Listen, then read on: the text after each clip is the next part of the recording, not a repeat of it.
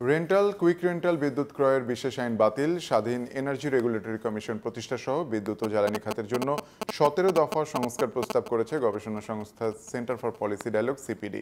বিদ্যুৎ ও জ্বালানি খাতের সংস্কার নিয়ে বিষয়ে ব্রিফিংয়ে এসব প্রস্তাবনা তুলে ধরা হয়।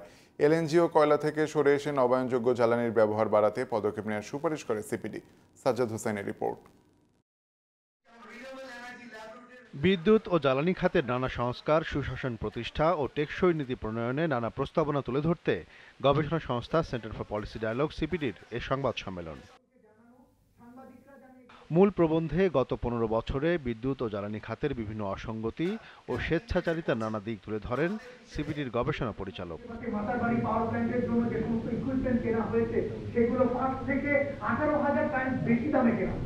2041 সালের মধ্যে 58,000 মেগাওয়াট বিদ্যুৎ উৎপাদনের মহাপরিকল্পনা বাস্তবসম্মত নয়। তাই এর সংশোধন এবং নবায়নযোগ্য জ্বালানির ব্যবহার 40% নেওয়ার লক্ষ্য নির্ধারণের সুপারিশ করে সিপিডি।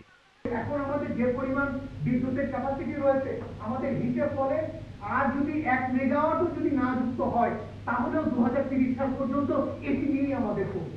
সুতরাং ভাবার দরকার নেই যে নতুন বিদ্যুৎ কেন্দ্র এখনই আনতে হবে।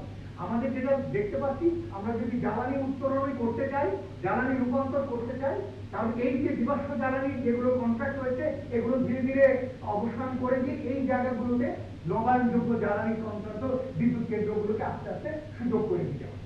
বিদ্যুৎ খাতে নো ইলেকট্রিসিটি নো পে নীতি চালু করে দ্রুত বিদ্যুৎ ক্রয়ের বিশেষ আইন বাতিল, এ খাতের প্রতিষ্ঠানগুলোর আর্থিক প্রতিবেদন পুনর্মূল্যায়ন সহ 17 দফা সংস্কার প্রস্তাব করা হয় সংবাদ সম্মেলনে।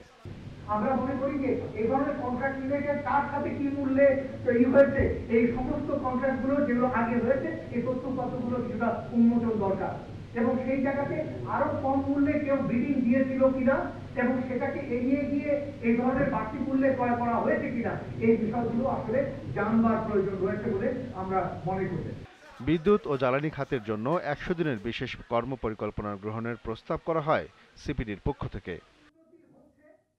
Sajjad Hossain, GTV news, Dhaka.